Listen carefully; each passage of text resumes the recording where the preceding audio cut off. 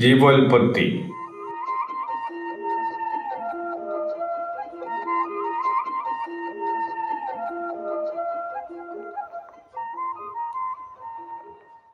ഭാവവൈവിധ്യങ്ങളായി പ്രകൃതിയിൽ നിലകൊള്ളുന്ന ഊർജ വൈവിധ്യങ്ങളുടെ സംഗമ വൈഭവമാണ് ജീവൻ. ഊർജ വൈവിധ്യങ്ങളുടെ സംഗമ വൈഭവമായ ജീവൻ ഊർജത്തെ പുനർനിർമ്മിക്കുന്ന കാരണോർജവും ആയിത്തീരുന്നു.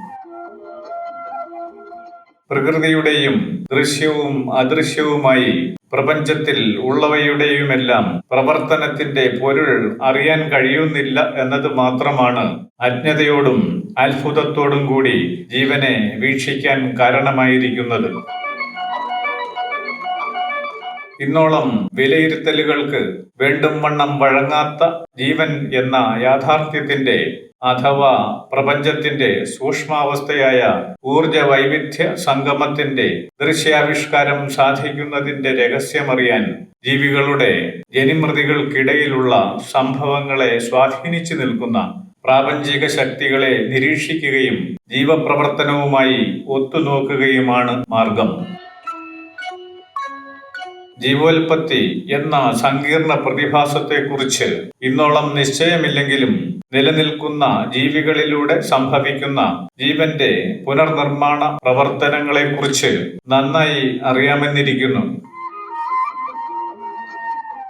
ഓരോ ജീവിയും പുതുതായി ജനിക്കുന്നത് സസ്യമെന്നോ ജന്തുവെന്നോ ഉള്ള വിവക്ഷയിൽപ്പെടുത്താവുന്ന എന്തുതന്നെയായിരുന്നാലും അതിന്റെ മാതൃപിതൃഗുണങ്ങളുടെ സംഗമ വൈഭവത്തിലൂടെയും വിഭജനത്തിലൂടെയും ഒക്കെ ആവുന്നു. ഇപ്രകാരം സംഭവിക്കുന്ന ആൺപെൺ സംഗമ വൈഭവം എന്നതും വിഭജനം എന്നതും എല്ലാ അർത്ഥത്തിലും പ്രകൃതിയിൽ നിക്ഷിപ്തമായിരിക്കുന്ന ഊർജ വൈവിധ്യങ്ങളുടെ സംഗമവും വിഭജനവും എന്നതല്ലാതെ മറ്റെന്തെങ്കിലും ആവുന്നില്ല. ജീവൻ എന്ന സൂക്ഷ്മോർജത്തിന്റെ പുനർനിർമ്മാണ മാധ്യമമായി ഭൗമഗുണത്തിന്റെ സവിശേഷതയായി പരിണമിച്ചു വന്ന ശാരീരിക യോഗ്യതയെ പ്രകൃതി ഉപയോഗപ്പെടുത്തുന്നതായി കാണാനാവുകയുള്ളൂ. ജന്തുജാലങ്ങളെ സംബന്ധിച്ചിടത്തോളം പുതുജീവനായി തീരേണ്ട ഭ്രൂണം ഒരു പെൺജീവിയുടെ ശരീരത്തിൽ വളർന്നു തുടങ്ങുന്നത് മുതൽ സംഭവിക്കുന്നത് പ്രകൃതിയിൽ നിക്ഷിപ്തമായതും അത് മുഖാന്തരം ശരീരത്തിലും ജീവനിലും നിറഞ്ഞു നിൽക്കുന്നതുമായ ഊർജ വൈവിധ്യങ്ങളുടെ സംഗമവും ശേഖരണവും സർവവിധം എന്ന് പറയാവുന്ന വിധത്തിലുള്ള സൂക്ഷ്മവിശേഷങ്ങളുടെ വികാസവും സാധിക്കുന്നു എന്നതാണ്. ഇവിധം ജീവൻ എന്നത് പ്രകൃതിയിൽ കാണുന്ന വെളിച്ചവും ചലനശേഷിയും നിശ്ചലതയും ആകർഷണ ശേഷി വിശേഷങ്ങളും ശൂന്യത തുടങ്ങിയ പ്രതിഭാസങ്ങളും സംഗമിക്കുന്ന അവസ്ഥയായി കാണാനാവുന്നു. ജീവികളെ സൂക്ഷ്മമായി നിരീക്ഷിക്കുന്നതിലൂടെ ഊർജ വൈവിധ്യങ്ങൾ എങ്ങനെ സൂക്ഷ്മമായി ജീവനിൽ നിക്ഷിപ്തമായിരിക്കുന്നുവെന്ന് വ്യക്തതയോടെ ബോധ്യപ്പെടാനുമാവുന്നു. മാതൃജീവിയുടെ ശരീരത്തിൽ നിറഞ്ഞു നിൽക്കുന്ന ഊർജ വൈവിധ്യങ്ങളെ വലിച്ചെടുത്ത് വളർന്ന് വികാസം പ്രാപിച്ച് പുതുതായി ഒരു കുട്ടി ജനിക്കുന്നു. പുതുതായി ജനിക്കുന്ന കുട്ടി എന്നതുപോലെ തന്നെ ഭൂമിയിൽ നിക്ഷിപ്തമായിരിക്കുന്ന അനുയോജ്യ ഗുണങ്ങളുടെ സംഗമത്തിലൂടെ സംഭവിക്കുന്ന അതിസൂക്ഷ്മമായ ഊർജ വൈവിധ്യ സംഗമം നിമിത്തം ജനിച്ചു വന്നിട്ടുള്ള പ്രവർത്തന വൈഭവമാണ് ജീവൻ എന്ന പ്രതിഭാസം. യാതൊരു വസ്തുവിനും സ്ഥിര സ്വഭാവത്തിൽ നിലനിൽക്കാനോ അവസ്ഥാമാറ്റം സംഭവിക്കാതിരിക്കാനോ കഴിയാത്ത വിധത്തിലാണ് പ്രപഞ്ചത്തിന്റെ മൊത്തത്തിലുള്ള നിർമ്മാണ വൈഭവവും പ്രവർത്തനഗതിയും. ഭൂമിയിലും ചന്ദ്രനിലും സൂര്യനിലും നക്ഷത്ര മണ്ഡലങ്ങളിൽ തന്നെയും സംഭവിച്ചുകൊണ്ടിരിക്കുന്ന മാറ്റങ്ങളുടെ നൈരന്തര്യത്തെക്കുറിച്ച് ഇന്ന് നന്നായി അറിയാമെന്നിരിക്കുന്നു. ഓരോ മൺതരിയും വായുവും വെള്ളവും എന്നു വേണ്ട ഭൂമിയിലെ വിശേഷങ്ങൾ യാതൊന്നും സ്ഥിര സ്വഭാവമുള്ളതാകുന്നില്ല. തീർച്ചയായും ഇന്ന് മണ്ണിൽ കാണുന്ന അവസ്ഥാവിശേഷങ്ങൾ നിരന്തരമായ മാറ്റങ്ങൾക്ക് വിധേയമായി സംഭവിച്ചിട്ടുള്ളതുമാണ്. മാറ്റം എന്ന ഈ അവസ്ഥാവിശേഷം മണ്ണിലും വെള്ളത്തിലും ഒക്കെയായി ദൃശ്യമായവയിൽ മാത്രം സംഭവിക്കുന്നതുമല്ല.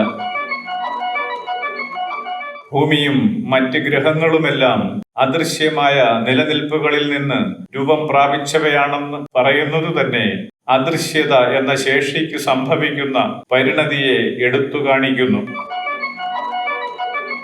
അദൃശ്യതയുടെ പരിണതി അല്ലെങ്കിൽ അവസ്ഥാമാറ്റം ദൃശ്യവും പ്രവർത്തനക്ഷമവുമായ ജ്യോതിർഗോളങ്ങൾക്ക് കാരണമാവുന്നതുപോലെ തന്നെ ജീവികൾ ജനിക്കുകയും വളരുകയും എന്നത് ജ്യോതിർഗോള പ്രവർത്തനങ്ങളിലെ അദൃശ്യ ശേഷിക്ക് സംഭവിക്കുന്ന പരിണതികൾ അല്ലെങ്കിൽ അവസ്ഥാമാറ്റങ്ങൾ അല്ലാതെ മറ്റെന്തെങ്കിലും ആവുന്നില്ല.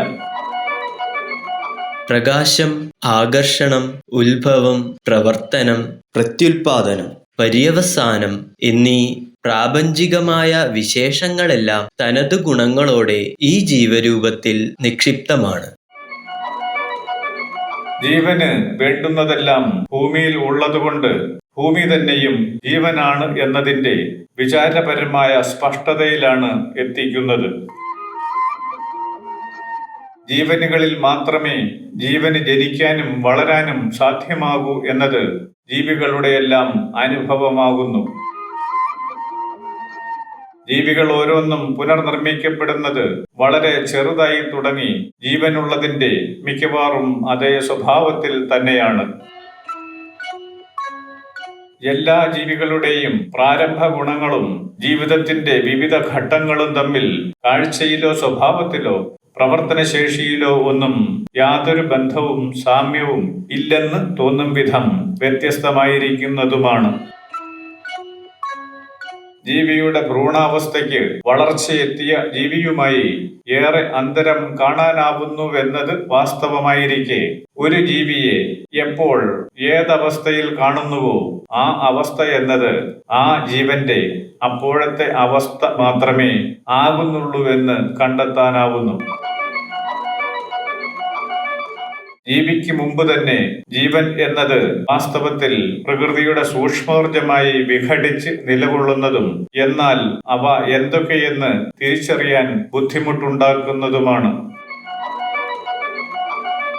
ഇതേപോലെ തന്നെ ജനനം എന്ന പ്രത്യക്ഷതയ്ക്ക് ശേഷം കുറച്ചു കാലത്തേക്ക് സംഭവിക്കുന്ന അവസ്ഥാമാറ്റങ്ങളും തൽഫല പ്രവൃത്തികളുമായി പൂർത്തീകരണത്തിലെത്തി അപ്രത്യക്ഷമാവുന്ന ജീവൻ എന്ന ഊർജ വൈഭവം പ്രകൃതിയിൽ സൂക്ഷ്മ നിക്ഷേപമായി വരുന്നുവെങ്കിലും തിരിച്ചറിയപ്പെടാനാവാതെ നിലകൊള്ളുന്നു.